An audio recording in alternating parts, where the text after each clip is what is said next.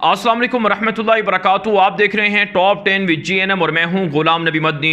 दुनिया भर से आज की 10 बड़ी और इंतहाई अहम खबरें जिन पर आज हम बात कर रहे हैं। नाज़रीन किराम, आज 18 जून 2020 है और आज दिन है जुमेरात का। ये टॉप 10 विद GNM का दोपहर का बुलेटिन है। खबरों का सिलसिला शुरू कर लेते हैं। जो आज की पहली बड़ी खबर है यह भारत और चीन के मबैन जारी जंग में ताज़ा अपडेट के हवाले से है।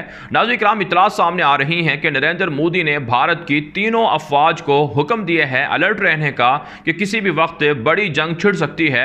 इसलिए भारतीय नेवी, फिजाइया और इसी तरह से भारत की बर्री फौज अलर्ट रहे। बिलखुसूस लद्दाख के अंदर भारत की फौज ने भी नई पोजीशनें संभाल ली हैं, जहां पर चाइनीज़ फौजें नई पोजीशनें गुज़श्ता रोज़ संभाली हुई हैं।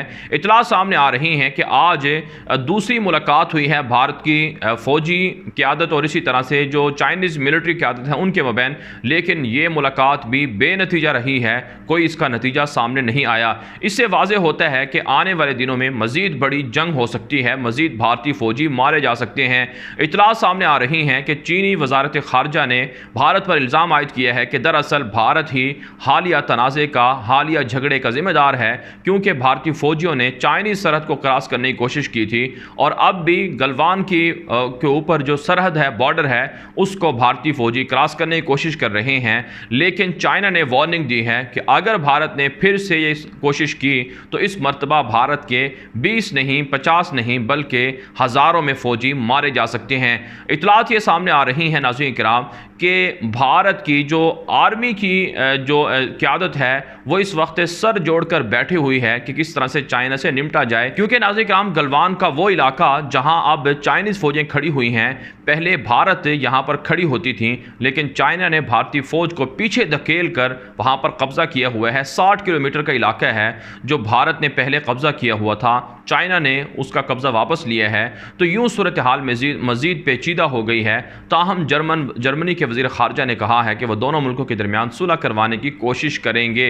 आगे बढ़ लेते हैं नाज़रीन किराम। जो आज की दूसरी बड़ी खबर है ये नाज़रीन किराम, भारत और चीन के मबैन जंग की वजह से मोदी सख्त परेशान है और मोदी की हुकूमत, अजीत डोवल जो सारे के सारे ड्रामों के पीछे मरकज़ी किरदार हैं, और इसी तरह से राजनाथ सिंह जो पाकिस्तान के साथ, चाइना के साथ जंग करवाने के लिए मोदी को मशवरे देते हैं। इन दोनों में से किसी एक को कुर्बानी का बकरा बनाने के लिए इतला सामने आ रही हैं कि या तो अजीत डोवल को फारिग किया जाएगा या फिर राजनाथ सिंह को फारिग किया जाएगा, या इन दोनों को भी मुश्तरका तौर पर फारिग किया जा सकता है, क्योंकि मोदी के खिलाफ प्रेशर बढ़ चुका है। भारतीय अवाम मुश्ताइल है और साथ साथ वहाँ पर एहतजाजी मुजाहरे जारी हैं। बाइकॉट चाइना मुहिम चल रही है। चीनी एम्बेसी को ख़तरा लाहिक है दिल्ली के अंदर कि उस पर हमला हो सकता है। जो हिंदू इंतहा पसंद हैं वो बिखरे हुए हैं, वो किसी भी वक्त भारत की मोदी हुकूमत के ख़िलाफ़ भी बड़ी बगावत शुरू कर सकते हैं। इसलिए अजीत डोवल के ख़िलाफ़ मोदी भी परेशान है कि उन्हें फारिग किया जाए और किसी भी वक्त उनको फारिग किया जा सकता है। काम ये सामने आ रही है कि नरेंद्र मोदी ने अमरीकी सदर डोनाल्ड ट्रंप को फ़ोन करके मदद मांगी है कि चाइना के ख़िलाफ़ अमरीका भारत की मदद करे। अमरीकी सदर ने 3 के करीब जंगी बाहरी बेड़ों को वो जो चाइना के साथ समंदर है वहाँ पर पहुँचाने का हुक्म दे दिया है, और अमरीका ने मोदी को यकीन दिलाया है कि अगर चाइना के साथ जंग होती है तो मोदी के लिए अमरीका अपनी मदद ज़रूर भेजेगा।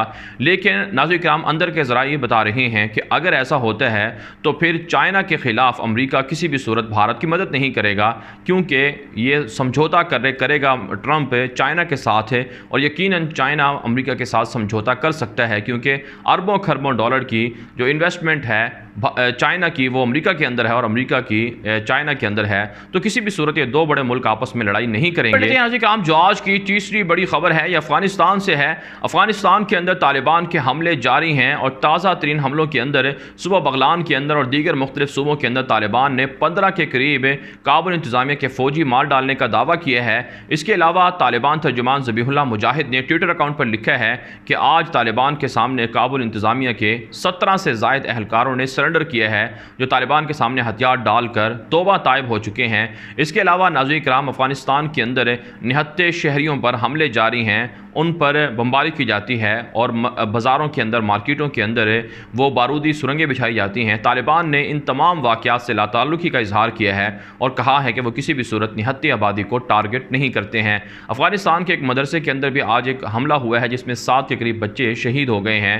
ناظرین کرام، طالبان کی جانب سے الزام لگایا جا رہا ہے اور طالبان کابل انتظامیہ کو اس کی ذمہ دار قرار دے رہی ہے کہ وہ جان بوجھ کر مسجدوں پر مدرسوں پر حملے کروا کر نہتے لوگوں کو شہید کر رہی ہے تاکہ طالبان کے خلاف لابنگ کی جائے۔ انہوں نے کہا ہے کہ طالبان کسی بھی صورت کابل انتظامیہ کے سامنے نہیں جھکیں گے اور حملے مزید جاری رہیں گے، اور انٹر افغان مذاکرات سے پہلے طالبان کابل پر کنٹرول حاصل کر کے تبھی جا کر مذاکرات میں بیٹھیں گے۔ آگے بڑھ لیتے ہیں ناظرین کرام، جو آج کی چوتھی بڑی خبر ہے یہ مقبوضہ کشمیر سے ہے۔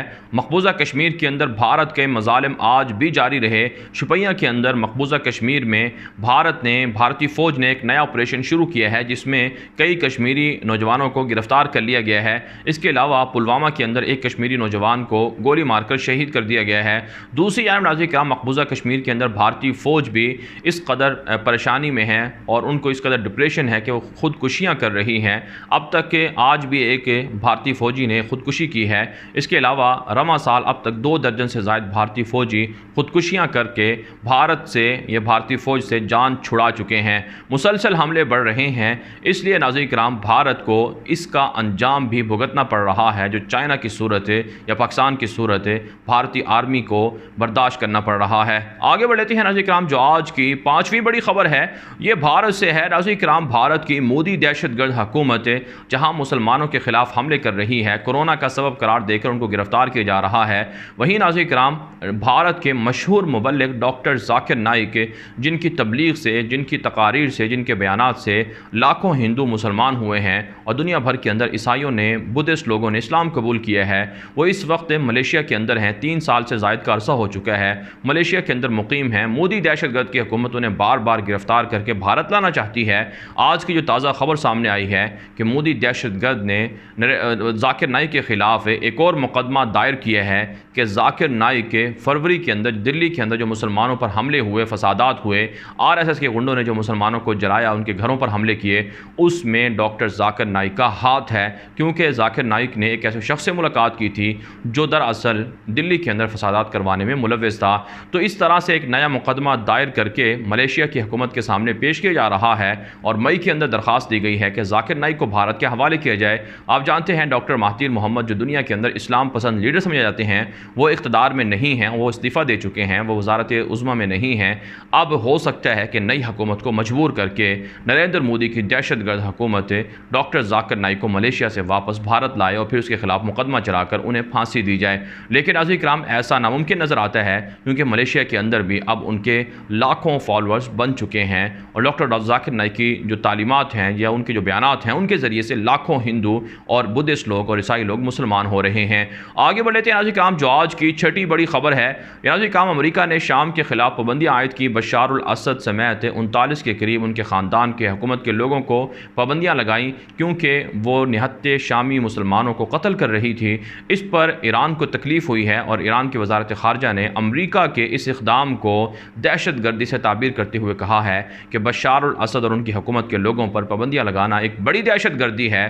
ایران بشار کا ساتھ دیتا رہے گا، امریکہ چاہے جتنی مرضی پابندیاں لگا لے۔ اس سے آپ سمجھ سکتے ہیں کہ لاکھوں مسلمانوں کا قاتل بشار الاسد کا ایران کیوں ساتھ دے رہا ہے۔ ساتھ ساتھ اطلاعات سامنے آ رہی ہیں کہ امریکہ بشار الاسد کے خلاف اور ان کی حکومت کے خلاف نئی پابندیاں بھی عائد کرنے جا رہا ہے۔ لیکن ناظرین کرام، آپ جانتے ہیں کہ صدام حسین کی حکومت کا تختہ امریکہ اور ان کے اتحادی الٹ سکتے ہیں چند مہینوں کے اندر اور افغانستان کی حکومت کو تہس نہس کر سکتے ہیں۔ دنیا میں جہاں کہیں مسلمانوں پر ظلم ہو وہ کر سکتے ہیں، تو پھر آخر بشار کو یہ یورپی ممالک، مغربی طاقتیں کیوں نہیں ہٹا سکتی؟ اس کا واضح مطلب ہے کہ یہ بھی بشار کے ساتھ اور ایران کے ساتھ کھڑی ہوئی ہیں۔ آگے بڑھتے ہیں ناظرین کرام، جو آج کی 7ویں بڑی خبر ہے یہ عراق اور ترکی کے مابین تعلقات کے حوالے سے ہے۔ ناظرین کرام، ترک فوجیں شمالی عراق کے اندر حملے کر کے کرد باغیوں کے ٹھکانے تباہ کر رہی ہیں، لیکن کرد باغی بھی ترک فوجوں پر حملہ کر رہے ہیں۔ آج کی اطلاعات یہ ہیں کہ 4 کے قریب ترک فوجی اس آپریشن کے اندر شہید ہو گئے ہیں۔ ناظرین کرام، کرد باغی پچھلے 3 سے 4 دہائیوں سے ترکی کے خلاف حملہ کرتے ہیں اور مسلسل ترکی اور کرد باغیوں کے درمیان لڑائی جاری ہے۔ اس میں 40 40,000 کے قریب لوگ اب تک جاں بحق ہو چکے ہیں، مارے جا چکے ہیں۔ کرد باغی ترکی کی صدر رجب طیب اردگان کی حکومت کو چیلنج کر رہے ہیں، لیکن اردگان کی حکومت نے کرد باغیوں کو جو ایران کے اندر، شام کے اندر، عراق کے اندر اور اسی طرح سے امریکہ اور یورپی طاقتوں کی مدد سے ترکی پر حملہ کرتے رہے، ان کے خلاف بڑی کامیابیاں سمیٹی ہیں۔ آگے بڑھ لیتے ہیں ناظرین کرام، جو آج کی 8ویں بڑی خبر ہے، یہ ناظرین کرام عراق کے اندر امریکی فوجی اڈے کے قریب ایک مرتبہ پھر 4 کے قریب راکٹ میزائل حملے ہوئے ہیں، جن کے اندر کوئی جانی نقصان نہیں ہوا۔ ناظرین کرام، پچھلے 3 مہینوں کے اندر درجنوں بار امریکی فوجی اڈوں پر، امریکی سفارت خانے کے قریب راکٹ حملے ہوئے ہیں، اور یہ ناظرین کرام جب سے قاسم سلیمانی کو امریکہ نے ڈرون حملے کے اندر بغداد میں مارا تھا، اس کے بعد سے یہ میزائل حملے بڑھے ہیں۔ امریکہ عراق چھوڑ کر جا رہا ہے، لیکن بدلے میں جو فوجی اڈے ہیں وہ دراصل ایران نواز لوگوں کے سپورٹ کیے جا رہے ہیں۔ اس سے عراق کی نئی تقسیم اور عراق کے اندر خانہ جنگی کی بو آ رہی ہے، جو آنے والے دنوں میں مزید حالات کو کشیدہ کریں گے۔ آگے بڑھ لیتے ہیں ناظرین کرام، جو آج کی 9ویں بڑی خبر ہے، یہ اسرائیل سے ہے۔ اسرائیل کے درندہ اور غاصب یہودی وزیر اعظم نیتن یاہو نے اعلان کیا ہے کہ جو یہودی بستیوں کے انضمام کا معاملہ ہے انہیں مرحلہ وار مکمل کیا جائے گا، اور مرحلہ وار رفتہ رفتہ جو فلسطینی علاقے ہیں ان پر قبضہ کیا جائے گا۔ دوسری جانب ناظرین کرام، فلسطینیوں نے جو یہودیوں کے منصوبے ہیں ان کو مسترد کر رکھا ہے اور حملے اور جہاد کرنے کا اعلان بھی کیا ہے۔ اس وقت فلسطین اور اسرائیل کے مابین تعلقات اس قدر کشیدہ ہیں کہ ایک مرتبہ پھر 1967 کی طرح ایک بڑی جنگ اسرائیل اور فلسطین کے مابین ہو سکتی ہے۔ آگے بڑھ لیتے ہیں ناظرین کرام، جو آج کی 10ویں بڑی خبر ہے، یہ ناظرین کرام ترکی سے ہے۔ ترکی کا مشہور ایک جگہ ہے آیا صوفیہ، جو دراصل یونانی زبان کا لفظ ہے جس کا معنی ہے مقدس سوچ۔ یہ وہی چرچ ہے جسے محمد فاتح نے قسطنطنیہ فتح کرتے وقت فتح کیا تھا اور اسے مسجد بنایا تھا، لیکن کمال اتاترک نے 1935 کے اندر اسے میوزیم اور عجائب گھر بنا دیا تھا۔ لیکن ترکی کے موجودہ صدر رجب طیب اردگان اسے دوبارہ سے مسجد بنانا چاہتے ہیں، اس کا اعلان کر چکے ہیں۔